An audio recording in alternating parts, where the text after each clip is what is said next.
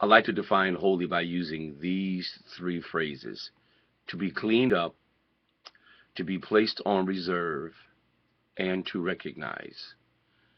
This word is best defined by looking at what took place in the Gospels when Jesus was about to enter into the city for his final time before his crucifixion. He gives this instructions to his disciples. He says, "Go to a certain city." He said, "And there you will find a colt who is tied, upon whose back a man has never ridden." He says, "Loose that colt and bring him back to me." When you're loosing the colt, he says, if someone asks you what you're doing, tell them that the Lord has need of him.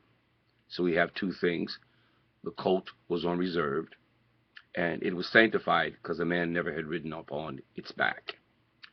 The other thing is, when Jesus is riding the colt down the mountainside, and the people recognize who he is at that moment, they erupt into the praise of Hosanna.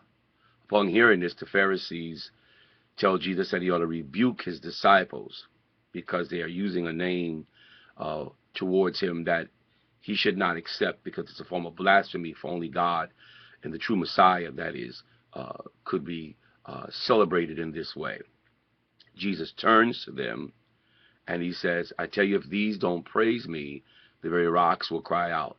Once again, we have the reinforcement of the three principles. One, the rocks have been set aside. They have been reserved to give God praise. But more importantly, the miracle in the praising rocks is not just the fact that they were reserved to praise God, but the fact that they could recognize that he was the Messiah. Hence, holiness, to be set apart, to be reserved, and to recognize.